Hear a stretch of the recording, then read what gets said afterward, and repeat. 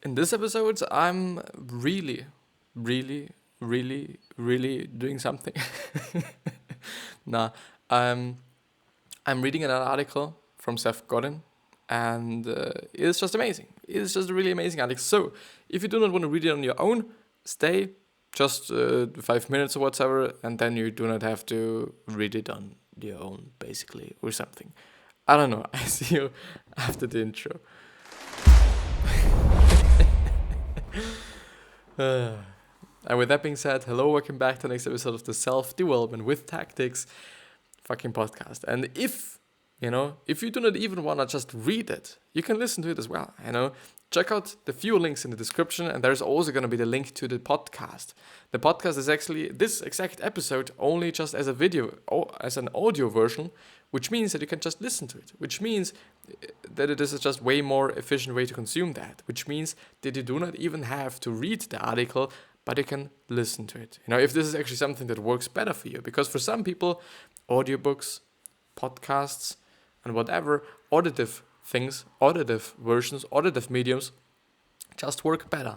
And if you're such a person, then of course, please check out the link in the description and check out the podcast version or the audio version of this particular episode. But I love Seth Godin, and I love his work, and I love his opinions and what he's talking and thinking and doing. And therefore, I'm just really willing to read this article because I think I've just had a look at it. I haven't read it fully because I just wanted to see if there is something in it, that I can use that just gets me to something else, that just gets you to something else, and therefore I'm going to read it. And as you can see, I'm on Seth's blog. As always, the link's going to be down in the description. So if you want to check out Seth's blog, go in the description or into the show notes if you're on the podcast and check out the link there. And the article is called A Ratchet with Leverage. That's something worth building. Electricity is a ratchet with leverage. Once communities have access to a little electricity, a solar lantern, say, they quickly discover that they need more electricity. The productivity increases, create more income, which gives them more money to buy more electricity.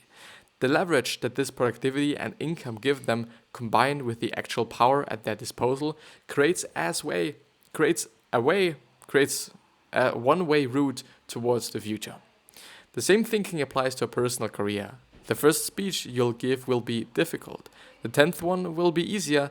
Each speech will deliver. Each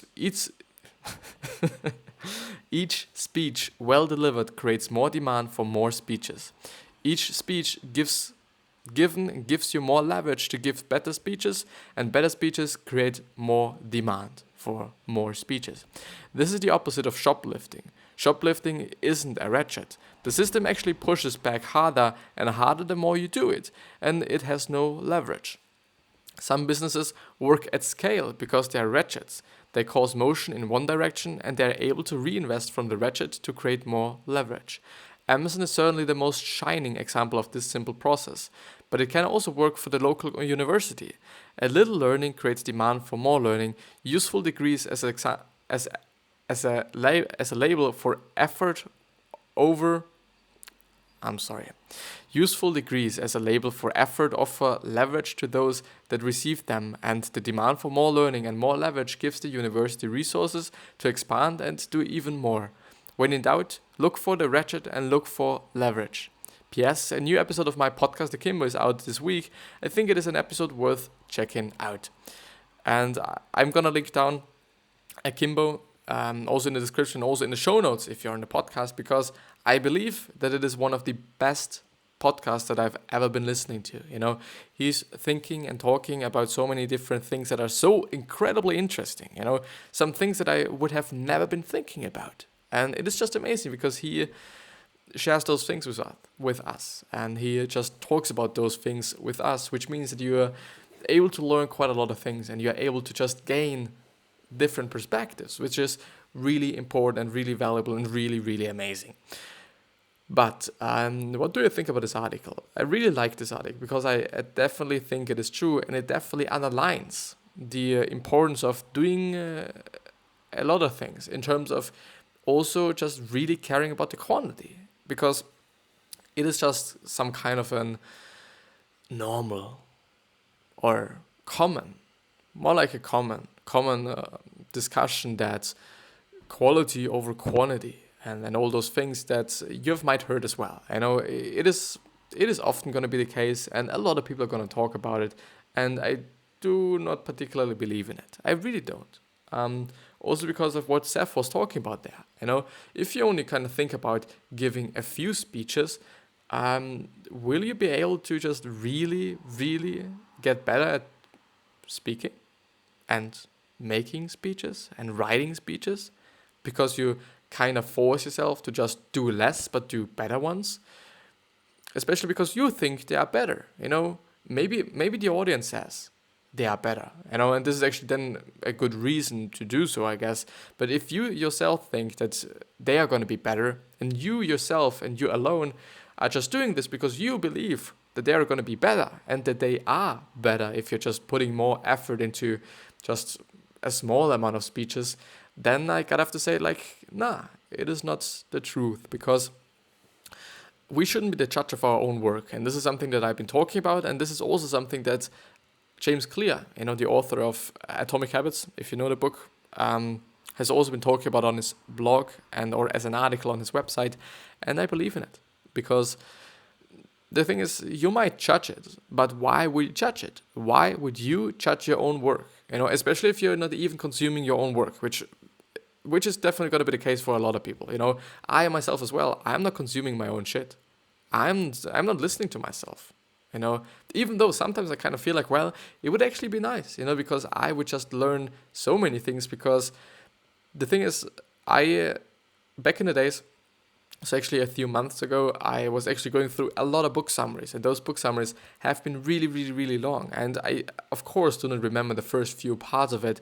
And then it would actually be a pretty nice thing to just listen to them and get all of the information, all the knowledge that I actually provided there. And it was really a lot of great knowledge and a lot of valuable knowledge as well. It was just really amazing. And then I really thought about listening to myself, but it was just a really quick thought, you know, it's just not a really long-lasting thought, because then it's like, nah, I'm not gonna listen to myself, you know. Unless I'm actually checking the audio quality or something else, then I have to listen to myself, or I'm editing something, you know, whether it be the audio or the video, then I have to listen to myself. But it's not really something that I particularly like to do, I guess, or do often. But I believe that if you're holding or doing 100 speeches a year, the 100th is just gonna be better than the first one, because you're doing so many different speeches. And it is also something that I've seen with myself. Of course, on some days the podcast is going to be better, and of course on some days my speaking ability is going to be better, and on other days it's just not going to be as good. But in general, I really, really improved my English speaking abilities. It really is amazing, you know, and also reading abilities, and also just my vocabulary, because I went through so many articles. I was reading loudly so many articles, and I had to talk about those articles, you know. And the thing is, I do not always kind of prepare things, you know. This episode, for example, I thought about preparing, you know, and I was preparing for a relatively short time. Sometimes I do it longer. Sometimes I read full articles, think about what I can talk about there, and somehow script it, but in my head. And on some days it's really like, okay, I do just want to start the episode, and then I do not have the time for actually preparing, and then I have to just use my skills. I have to use my reading skills. I have to use my understanding of the text skills. And I then have to also use my speaking skills, you know, especially right now when I'm talking about my opinion, which I can script. Of course, I could do that, but I'm not doing that. So I believe doing things over a long period of time, and or doing a lot of a thing, will definitely increase the ability that you are having to do this particular thing. You know, you're just gonna get better. It is what it is. You're just gonna get better by doing more of what you're doing, and it's obviously also going to create more leverage. And this is actually what I'm seeing as well. You know, the more videos I'm having, the higher the chances that some videos get clicked, and the more videos that I'm actually making, the higher the chances that some of these videos, or one of those 500 videos that I've actually uploaded to my YouTube channel, are going to catch some attention and are going to just get viewed. And the thing is, I don't know, having 500 videos and each one getting 1 click and 1 minute of watch time, it's gonna result into 500 minutes. Compound interest, I guess. Can I use compound interest there? So I still believe in doing things that are just high in quality, but I do just really, really believe in just doing things and not really caring about the quality nor the actually the quality too much, because quantity also matters, and quantity might even matter in the first place more than the quality is doing, because often, and this is something that Gary Vee was talking about, often the thing is that quantity leads to quality. For example, if I'm recording an episode, and because I don't judge my own episode and I don't judge my own work nor the quality of my work, I'm gonna upload it. And then if somebody says like, okay, this episode was great, I know that this person liked this episode, which also means that I might be able to just figure out what quality is for my audience, what quality is actually for the people that matter, because I don't matter in terms of quality, in terms of asking for quality, questioning my quality. I'm not the person to ask. The person to ask or the people to ask is my audience or are my audience. And by providing a lot of quantity, I'm able to figure out the quality, because they're going to tell me, okay, this is good, this is shitty, this is amazing, and this is something that I want to hear more of or I want to see more of. And it basically in the end creates some sort of a sense of quality for me, which is great, which is really amazing. It just really is. I like his articles. They're just so great, because as I said, he's talking about so many things that I would have never thought about. Never, ever. And it's just amazing. It's just amazing. It really is. He's also having Twitter, apparently. Or, oh no, I could tweet this post. Which is also good, which is also amazing. Maybe we do even have the time to go through another one, because we actually have the time. Because I want to just provide you with those things. I'm going to read his newest one, which is The Race to the Bottom. I've also been reviewing it and I've also been reading it. It is an amazing article, but I guess it's like, I want to have something else today. But I'm still going to read it. The Race to the Bottom. When anyone has the ability to announce breaking news, urgent updates, right now, steal attention and emergencies, then sooner or later, many will do just that. Attention is scarce and scarcer than ever, and we have given anyone and everyone a machine that can steal attention and a keyboard that can be used to steal even more. The race for cheap, unearned attention is the race that can't be won. As soon as someone gains the lead, someone else will lower their standards and take a shortcut to get even more. The players have already surrendered their self-esteem, so it is simply an escalating hijack of trust. And so we have dark patterns, once repeated media outlets with shameless headlines, and an entire industry based on clickbait, commons, and trickery. It is pretty clear that there is an alternative, a chance to work toward the top instead, to deliver anticipated, personal, and relevant messages to people who want to get them. The opportunity to create remarkable products and services for a focused audience, stuff so good that people want to talk about it. Yeah. I believe in that. And this is marketing, to choose to raise to the top and then to do it well. I believe in it. I really do believe in it. And I think it is just, as I said before, an amazing article. And I especially like the part to deliver anticipated, personal, and relevant messages to people who want to get them, which doesn't necessarily mean that you're going to create content. And this is definitely also something that Seth Godin is talking about relatively often, creating content for people that actually want to see it, which means that you're not creating content for the masses, that you're not going to create content like the newspapers, maybe. Content that is and should be read or watched or consumed by everyone, but only by just a few people.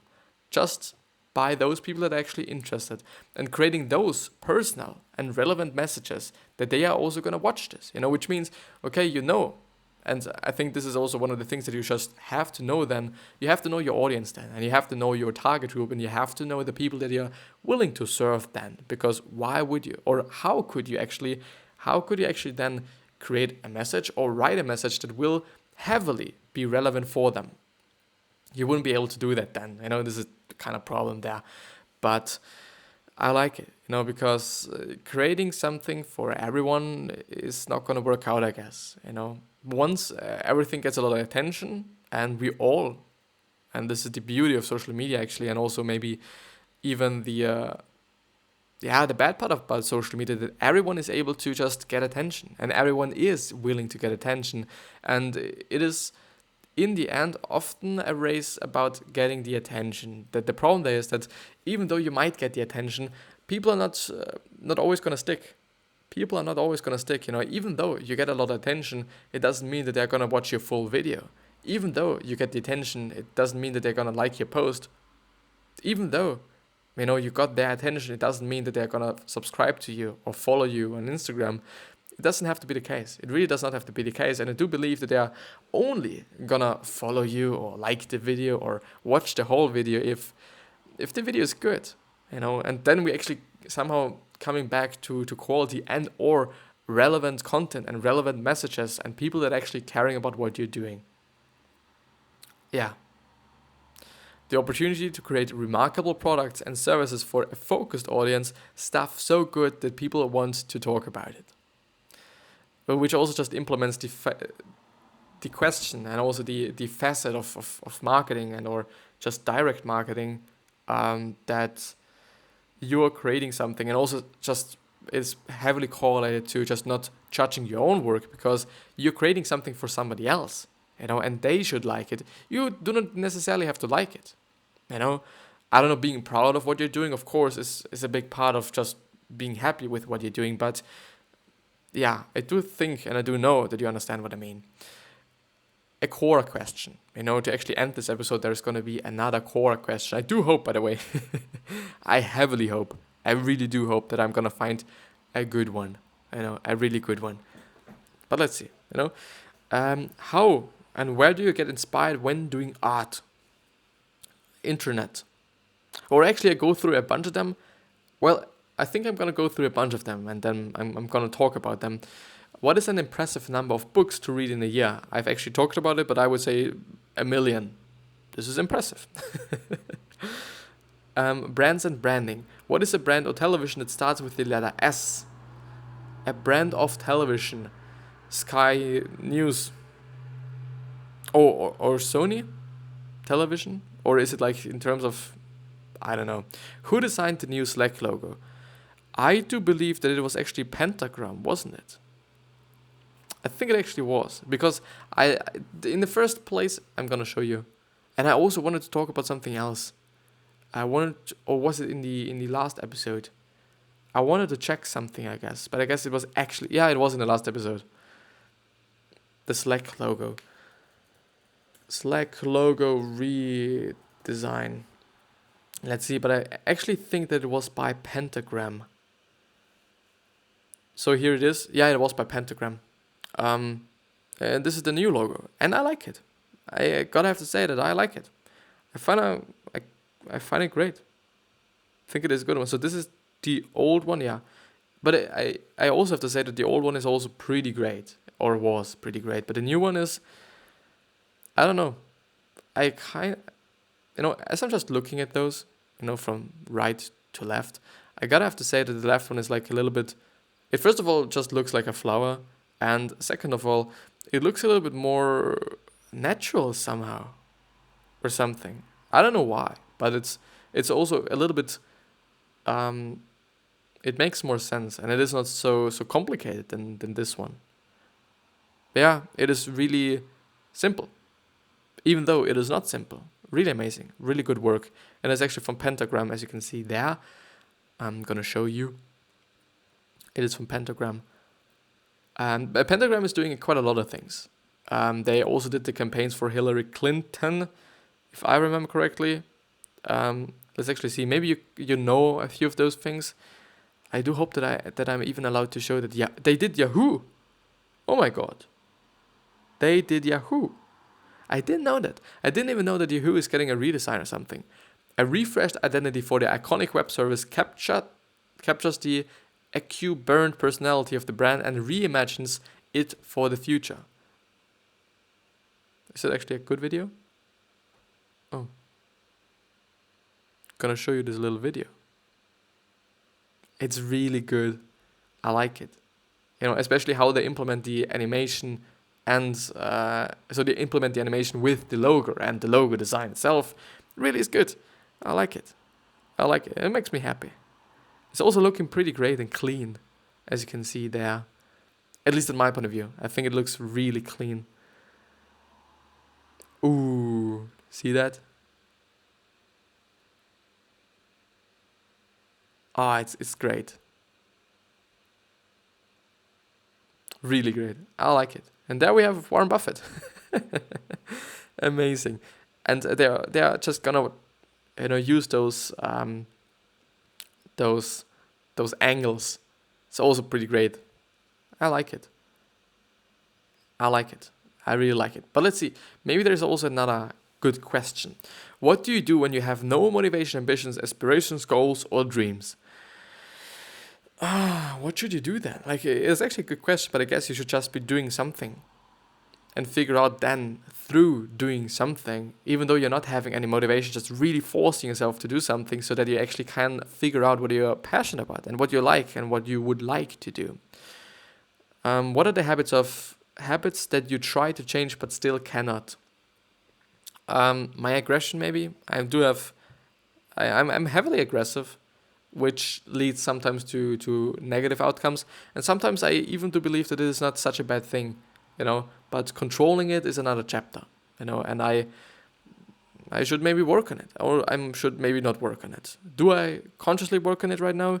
No, I'm not. What is a simple thing that I can do to daily improve my discipline? Being more disciplined, I guess. Doing more things that you don't like to do, working out for half an hour. Just, it should be such an amount of minutes or hours or whatever that you're not feeling about just doing it right ahead, I guess. And also taking cold showers is a really good one, because nobody wants to take a cold shower. Okay, I like to do it, because I've been doing it for so long, and it's just, no, the thing is, if I'm stepping inside of the shower, right, and I'm just, because back in the days, or just I think, actually a week or two ago, I always started my showering process, quote unquote, with a warm shower. And then I just, turn it off and then use a cold shower. But now I'm actually doing it like cold shower, warm shower, cold shower. And it is, I don't like to cold shower. Just from dry to cold shower is it's not a good thing. It really doesn't feel that good. Really not. Which are the best tips for maintaining motivation? Doing something you like to do. What do you do when you want to give up? Not giving up and reminding myself on the goal that I once had, even though it is not really a big part of me or for me. Because the thing is, my discipline and me and my habits are actually kind of suppressing this kind of urge to give up. There's no giving up for me, actually. Not really often, unless it is actually something that does not really mean anything to me. Then it is fine, then you should also be doing it, because it doesn't make any sense. Why would you pursue something that maybe, for example, also won't result in something that you like, or maybe even result in something that you really dislike? Then you should, of course, either change it up or just give it up or quit it. Even though quitting is something that a lot of people are like, okay, you should never quit. Whatever you're doing, do not quit. Nah, it's not true. If it is something that you don't like, in terms of the outcome, which means that you're pursuing something, or you're doing something that is going to lead to something that you do not want to have. Like, for example, you do not want to be jacked, but you're still working out and eating like an elephant. It's not funny. Then, of course, the result is going to be something that you won't like. And, of course, then you should be changing it. And, of course, then you should also be quitting it, if change is not enough. It is actually an idea from The Dip, a book by Seth Godin. Actually, it's only 76 pages long. Maybe you check it out. And yeah, I think it's going to be the end of the episode, It is 11 a.m. and I've already recorded all 2 episodes, but it is something that I forget about at this point in time, because I'm only posting 4 times a day right now, and I do then tend to forget about actually having enough in my queue and just checking in the background. But yeah, I wish you the best health, of happiness, and also success. And I also hope that you're going to remind yourself how you're going to be remembered, which basically means your legacy, and which means it's being nice and then being remembered as a nice person. And in theory, and not only in theory, but practically that works. But the thing is, there's still going to be someone that dislikes you on this planet. Like, we're 7 billion, 8 billion, 7.7, I guess. 7.7 billion people on this planet. There's just going to be somebody that dislikes you, even though you're really nice and kind and generous and whatever. It is what it is, I guess. Or even hates you, could also be the case. And 3 other questions that I hope that you're going to ask yourself are: what are you trying to change? Why are you here? And what is bothering you the most? And I believe that those 3 questions might lead you to figuring out your purpose. And having purpose in life and knowing your purpose in life is definitely a pretty important and good thing to know and have and do and whatever. So if you've liked this episode, please rate it. Also the podcast, you can also rate the podcast. And if you like the YouTube channel and or the podcast or this concept in general, then it would really mean the world to me if you subscribe to the YouTube channel and subscribe to the podcast so that you do not miss out on any information, on any value in here, with me, whatever. So I hope that I'm going to see you in the next episode, and I'll wish you a pretty good day. I hope that you're going to be happy. So stay happy and go for happiness, rather than some other shitty metrics. I'll see you in the next one.